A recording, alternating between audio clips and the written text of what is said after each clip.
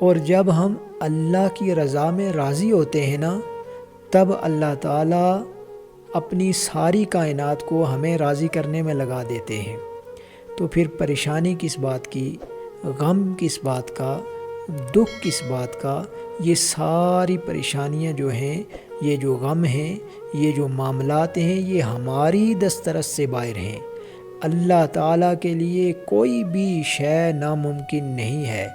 واللہ علی کل شیء قدیر، اور اللہ تعالیٰ ہر چاہت پر قادر ہے، وہ ہر ناممکن کو ممکن کر سکتا ہے۔